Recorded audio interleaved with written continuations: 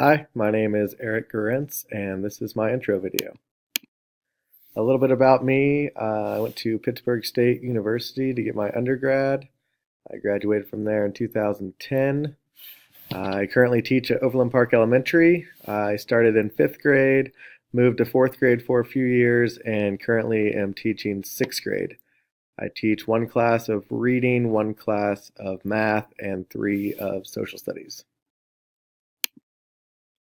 My goals for this class are to improve each week with integrating technology, getting used to the new technology systems and apps and other things that we'll learn. And then most importantly, I would like to learn a bunch of things technology-wise that I can bring into my own classroom and improve the education for my sixth graders. This is my fifth class in the instructional technology program, and I've already got to bring a few new things to my students that I would have not been able to without those classes.